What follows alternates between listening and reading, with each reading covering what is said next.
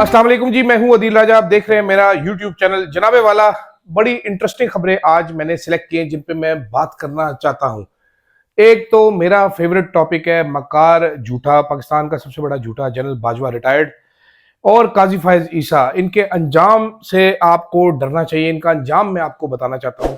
ख्वाजा आसिफ जो उड़ उड़ के बाजवा को दौलतिया मार रहा है, फ्लाइंग किक्के मार रहा है उसके मुंह के ऊपर, ये क्यों हो रहा है, कैसे हो रहा है? इसके लिए सबसे पहले तो आपको समझना पड़ेगा कि जर्नैल रिटायर हो जाता है, जज रिटायर हो जाता है, सियासतदान रिटायर नहीं होता। इसीलिए कहते हैं सियाने के वड वड के पंगे ना लो, वद वद के बाद चपेड़ा पहन गया। तो बाजवे को अब चपेड़े पड़ रही हैं और मुझे बहुत दिली खुशी है। मुझे इसको जितने लितर पड़ रहे हैं वो डिजर्व करता है, बल्कि इससे ज्यादा भी डिजर्व करता है। साथ साथ जनाबे वाला बुशरा बीबी, इमरान खान कहते हैं वो मेरी डेड लाइन है, अंसार बासी साहब कहते हैं ये फॉल्ट लाइन है जी। एस्टेब्लिशमेंट चाहती है कि बुशरा बीबी का मसला है सारा। जनरल बाजवा भी लेके आया था बुशरा बीबी की करप्शन, तो बड़ा मसला है बुशरा बीबी का। अच्छा जी, उसकी बीवी है, बाजवे को क्या मसला है? मुझे ये नहीं समझ आई अभी तक। और तीसरा जनाब, इस्लामाबाद में एक बच्ची, मासूम बच्ची 17 साल की, कत्ल कर दिया गया। टिकटॉकर थी चित्राल की। इससे पहले करीबन 4 अदर टिकटॉकर्स को कत्ल किया जा सकता है। वजूहात सामने नहीं आई, लेकिन जो वजूहात बयान की जा रही है इन सर्कल्स में, उसके मुताबिक मैं आपको बताऊंगा कि क्यों कत्ल किया गया है इन सबको, क्या वजूहात थी इसकी, और क्यों हमारे इदारे, हमारी पुलिस ये सब कुछ रोकने में नाकाम है। इस पर भी बात करूंगा। सबसे पहले जनाबे वाला बात करनी है मैंने ख्वाजा आसिफ साहब। जो ख्वाजा आसिफ साहब ने कल कहा जी 35 साल में मैंने इतनी सियासत नहीं की जितनी कमर जवेद बाजवे ने की है। अच्छा, बाजवा एक इंतहाई घटिया आदमी है, इसमें तो कोई दो राय नहीं है। ठीक है, बुजदिल भी था, कुंद जैन भी था, डरपोक भी था। ये वो बाजवा था जो कहता था हमारी फौज लड़ नहीं सकती, हमारे टैंकों में तेल नहीं है, हमारे जहाज जंग आलूदा है। इन्होंने नेशनल सिक्योरिटी की मीटिंग में, अब अगर आप शीरी मजारी साहिबा से जरूर पूछिएगा, उनको टैग कीजिएगा कि इंडिया पे अटैक के हवाले से जब ये पुलवामा हुआ था तो बाजवे ने क्या बताया था आप लोगों को नेशनल सिक्योरिटी कमेटी की मीटिंग में। बाजवा साहब के क्या अल्फाज थे शीरी मजारी साहिबा, वो दोहरा दे। और शीरी मजारी साहिबा ने आगे से क्या बोला था जिसकी वजह से बाद में उनको गिरफ्तार भी होना पड़ा था, तो अगर वो आपको बता देंगी तो बड़ी सारी बातें आपको क्लियर हो जाएगी।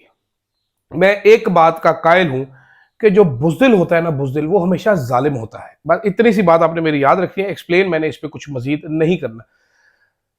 जो भी बुजदिल आदमी होगा ना, वो जालिम होगा। ये आप जहन नशीन कर लीजिए बात, और इसको सारे जालिमों पे अप्लाई कीजिए, सारों पे। बाजवा साहब की ख्वाजा आसिफ साहब कर रहे हैं बेइज्जती, टका टकू के, रज के चपेड़े लगा रहे हैं। पीटीआई काजी फाई ईसा को कहीं मुंह दिखाने के काबिल नहीं छोड़ते। ये जो छोटे छोटे धरती के खुदा होते हैं, जब ये ओहदों पे आते हैं तो इनको लगता है हम हमेशा रहेंगे। एक इफ्तिखार चौधरी भी था। आपकी सोच है कैसे वो बेइज्जत किया करता था लोगों को। आपकी सोच है काजी कितना कोई घटिया आदमी था। अब वो उसका सेक्रेटरी मुश्ताक जो है वो भी अब इधर उधर फिर रहा होता है। काजी किसी को मुंह दिखाने के काबिल नहीं है, पब्लिक प्लेसेस पे जा नहीं सकता।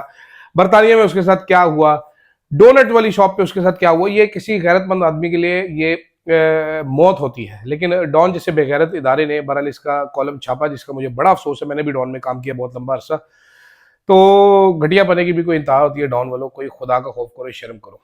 तो अब जनाब असलियत क्या है? फवाद चौधरी साहब ने भी कुछ बयान किया था, मैं भी आपको कुछ बताता हूँ। ख्वाजा आसिफ साहब, ये जनरल अमजद जो है, जो बाजवे का सोरा है, ये इसके बड़े करीब है, इसके दोस्त है। ख्वाजा आसिफ साहब रहे हैं इसके दोस्त। ये इसके घर पे जाते थे, मुझे अभी तक याद है। ये जनाबे वाला पकवा के लेके जाते थे उसके लिए ओजड़ी। जो ओजड़ी होती है ना, ये वेड़े की, मज का जो मैदा होता है, वो भी खा जाता था वो साला बाजवे का सोरा। ये वो उसके लिए पकवा के लेके जाते थे। ये और राना तनवीर साहब घंटों उसके पास बैठे रहते थे, उसकी चापलूसियां करते थे, उसकी टीसियां करते थे। ठीक है, वो फिर बाजवे की चाबी फेरता था, क्योंकि वो बाजवे का फ्रंट मैन था, सारे काम वो करता था। तो बाजवा फिर इधर से ऑर्डर चलाता था। डील सारी उसने करवाई थी। ठीक है, ये जो ख्वाजा आसिफ आज जो बाजवे को उड़ उड़ के दौलतिया मार रहा है, मुंह पे चपेड़े मार रहा है, मुझे बड़ी खुशी होती है। ये पैरों में पड़ा होता था उसके। और ये बात मैं नहीं कह रहा, ये बात बहुत सारे लोग, सियासतदान आपको कंफर्म करेंगे। इस डील का क्रेडिट बाजवे के सोरे ख्वाजा आसिफ को मेनली जाता है, जो नून लीग के साथ डील की गई थी। बाजवा साहब को इन्होंने इतना फुदू लगाया, खैर साहब कह दिया फिटे ही मुंह मेरा। बाजवे को इन्होंने इतना फुदू लगाया, उसको समझाया कि हम तुझे एक्सटेंशन देंगे, पीटीआई से एक्सटेंशन ना ले, हम देंगे, हमारी रेलेवेंस है, ये है, इन पे रिगिंग के इल्जामात है, इस तरह। और फुदू लगा के बाजवे को फेंक दिया। आज वो डिप्रेशन का मारा अपने घर में बैठा रहता है, बाहर गार्ड बैठे रहते हैं, किसी से मिल नहीं सकता, साफियों को फोन कर करके झूठी सच्ची कहानियां सुनाता रहता है। ठीक है, एक साफी को फोन करके सुनाया कि जी अरशद शरीफ को कीनिया के अंडरवर्ल्ड ने कत्ल किया, बेशरम आदमी है, मेरे से कभी फोन पे बात कर ले, मैं भी कुछ बातें बातें कहना चाहता हूँ बाजवे तुम्हें, डरपोक आदमी, बुजदिल आदमी, चोर आदमी। ठीक है, साथ साथ अंसार बासी साहब की स्टोरी है जनाब। उन्होंने कहते हैं जी इस्टेब्लिशमेंट को बड़ा मसला है जी बुशरा बीबी से, वो फॉल्ट लाइन है जी। देखिए पहले बाजवा लेके गया था करप्शन की स्टोरियां बुशरा बीबी की, फिर आसिम मुनीर साहब लेके गए थे, किधर है वो स्टोरियां? बाजवा अपने साथ किधर घर ले गया स्टोरियां, आसिम मुनीर साहब फील्ड मार्शल बन गए, किधर है वो स्टोरियां? सामने तो नहीं आई कोई स्टोरियां हमारे। ठीक है, और बाजवे का क्या काम था करप्शन की स्टोरी लेके जाने का? बाजवा अपनी वो बेटे की करप्शन नहीं देख रहा, अपनी बीवी की नहीं देख रहा सासे, ये सियासतदानों की बीवियों पे नजर रख के बैठा हुआ था बाजवा।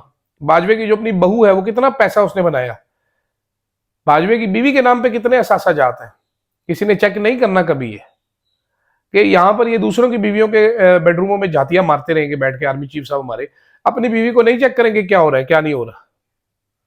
जरा ये खुदारा देखिए, आपका क्या काम है? किसी की बेगम है किसी की नहीं है बेगम, आपको बीवियों पे एतराज करने का, कल कला को आपकी बीवी को एतराज करे बाजवा साहब कि फारिग करें जी इसको, तो क्या करेंगे आप?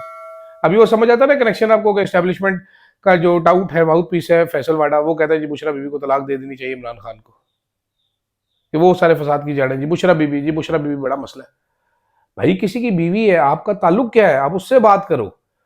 फिर 3 साल में आपने कौन सी उस बीबी की करप्शन निकाली है? कोई एक करप्शन में सजा तो आप इद्दत में उसको पकड़ के बैठे हुए हो। 190 मिलियन में भी आनत का केस है, उसका क्या काम था भाई? कैबिनेट ने फैसला किया, वजीर आजम सामने बैठा हो कह रहे मैंने फैसला किया, तुम उसकी बीवी को पकड़ के लेके आ रहे हो। सार बासी साहब आप भी शर्म करें, आपकी बीवी के ऊपर कल कोई पड़ जाए जनाबे वाला।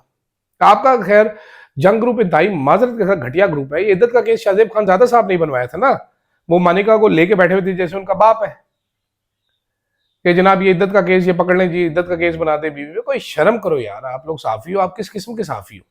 ये सारे टाउट जो है जनाबे वाला, ये अपने आप को तसल्ली देते हैं जी हम तो खबर दे रहे हैं, आप खबर नहीं दे रहे जनाब, आप माउथ पीस है, आप डाकिया बने हुए हैं एस्टेब्लिशमेंट के, आप उनके चापलूस उनके मालशी हैं, आप सहाफत ये नहीं होती, ये खबर की लैंग्वेज नहीं होती, ये खबर नहीं होती।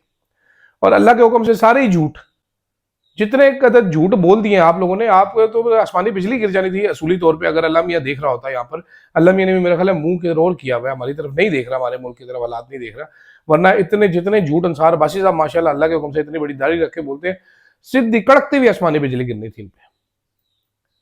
तो मालूम नहीं किस वजह से छूट मिली हुई है, मतलब कि बाजवा लेके आ रहे जी बीवी के, कल इमरान खान उसकी बीवी के ले जाता है जनाब, ये आपकी जो बहू है ये इतने असासे इसके नाम पे लगे हैं जनाबे वाला। ये अहमद दुरानी की स्टोरी उठा के देख लेना क्या जवाब है उसका। ठीक है, फिर दूसरा जो वो था बाजको जो था, वो पापा जोन्स अंकल थे, वो भी बाजवा ही था, पता नहीं नाम ही मेरे जहन से निकल गया, उसकी बेगम के नाम पे जो कंपनी थी बाजको, कल कल आपको फिर ये लेके आ जाए। फिर आप अपना काम करें। जंग लड़ने के टाइम पे बाजवा कहते हैं मेरे टैंकों में तेल नहीं है, इसीलिए कहते हैं जनाबे वाला आज जो आप निशान इबरत बने हुए हैं, आज जो काजी फैसा निशान इबरत बना हुआ है, आप जरूर ये जहन में रखिए, अवाम ने रिटायर नहीं होना है जिनके साथ आप जुल्म कर रहे हैं, सियासतदान ने रिटायर नहीं होना है जिसके साथ जुल्म कर रहे हैं, आपने रिटायर होना है जनाब। फिर ये आपको वो लितर मारेंगे जैसा ख्वाजा आसिफ बाजवा के मुंह पे डेली गूं भरे चित्र मार रहा है, डेली मारेगा। ठीक है, ख्वाजा आसिफ जिसके शो में आएगा डेली लितर मारेगा। तो हौसला, जरा थोड़ा हौसला कीजिए, थोड़ा सोचिए रुक के, अभी भी जो इधर बैठे हैं रुक के सोचिए, या अफरीदी साहब को खास तौर पे सोचने की जरूरत है कि घोड़े से उतर आए जनाबे वाला, कोई और काम भी करें जनाब। आखिर में जाते जाते, खैर बुशरा बीबी के मतलब बात हो रही थी, बुशरा बीबी ने बड़ी करप्शन की है, एक लतीफा मैंने आपको सुनाना है। अच्छा, तोशा खाना की रेफरेंस आज होनी है जी। बुशरा बीबी वो तोशा खाना 2 में भी है, बुशरा बीबी ने पिछली बार अदालत में पेश नहीं हुई थी, जज साहब ने वार्निंग दी है कि अगर आज पेश ना हुई तो मैं जमानत मनसूख कर दूंगा। मैं सोच रहा था ये जज कहाँ से आते हैं, ये कौन से जज हैं, क्या पढ़ते हैं, वो पहले ही जेल में, तू जमानत मनसूख करके की कर लेंगे, या तू केड़ा को मेरिट पे फैसला कर देना है, तेरे पल्ले की है जजा, ओ जजा दस मैनू तेरे पल्ले है की तू पट लवेंगा की कर लवेंगा, तू फैसला नहीं मेरिट से दे सकता चौधरी, तेन मना किया तू 2 महीने समाप्त नहीं कर सके।